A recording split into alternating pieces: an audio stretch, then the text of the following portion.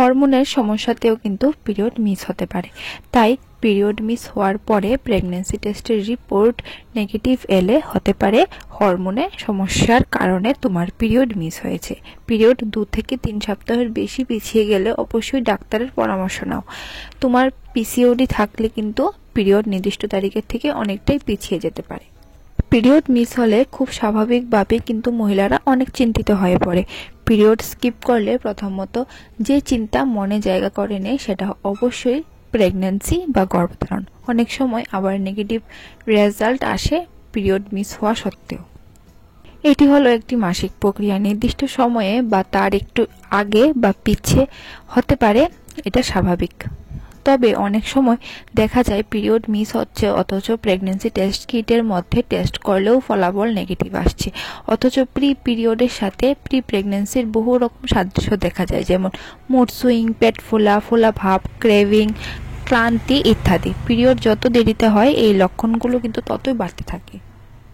এর ফলে যদি ফ্যামিলি প্ল্যানিং করার জন্য নিয়মিতভাবে শারীরিক মিলিত হয়ে থাকো, সেক্ষেত্রে কিন্তু এই কারণটাই মাথায় আসে যে পিরিয়ড মিস হওয়ার কারণ হিসেবে। তোমার প্রেগন্যান্সি কনফার্মেশনের জন্য যে কিট পাওয়া যায় সেটা দিয়ে কিন্তু নিশ্চিত হওয়ার জন্য বাড়িতে টেস্ট করে নেওয়া হয়।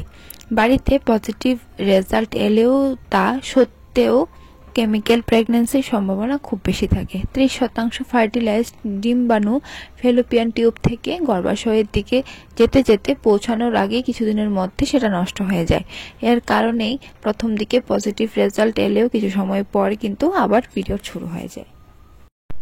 এর কারণবশত পিরিয়ড মিস হওয়ার 1 সপ্তাহ পর প্রেগন্যান্সি টেস্ট করার পরামর্শ দিয়ে থাকে বিশেষজ্ঞরা। কিছু কিছু ক্ষেত্রে দেখা যায় তাও রিপোর্ট নেগেটিভ আসছে, কিন্তু প্রেগন্যান্সির মতোই লক্ষণ অনুভব হয়। তবে এমন হওয়ার পিছনে বিশেষ কিছু কারণ আছে, সেটা হলো প্রিমেনস্ট্রুয়াল সিনড্রোম বা পিএমএস এর কারণেও কিন্তু অনেক সময় এরকম হতে পারে। ক্ষেত্রে কিন্তু তুমি যদি স্ট্রেসের ভূমিকা সবচেয়ে বেশি প্রভাব ফেলে। শারীরিক ও মানসিক চাপ বেশি থাকলে কিন্তু সন্তান ধারণ না করার জন্যই মস্তিষ্ক আর মন দুটোই সাড়া দেয়। এর ফলে ওভুলেট হয় না, আবার ওভুলেশন না হওয়ার কারণে কিন্তু পিরিয়ড দেরিতে হতে পারে, বেশ খানিকটা সময় নেয়। আবার ওদিকে প্রেগন্যান্সির লক্ষণ দেখা দিতে থাকে। পিরিয়ড না হওয়ার কারণ হিসেবে কিন্তু ওষুধ মারাত্মকভাবে দায়ী। স্টেরয়েড জাতীয় ওষুধ কিন্তু ভীষণ রিস্কি, পিরিয়ড মিস করিয়ে দেয়। আবার থাইরয়েড, ডায়াবেটিসের ওষুধ খুব প্রভাব ফেলে পিরিয়ড স্কিপ হওয়ার জন্য। বছর বয়সে মেনোপজের সম্ভাবনা দেখা দিতে শুরু করে। আবার অনেকের 40 বছর বয়সেও কিন্তু কোনো কোনো মহিলার মেনোপজ হতে শুরু করে। প্রি মনোপজের সময়ে নিয়মিত পিরিয়ড না হওয়ার সম্ভাবনাও ডেকে আনে, আবার ঝুঁকিপূর্ণভাবে প্রেগন্যান্সিও নিয়ে আসে।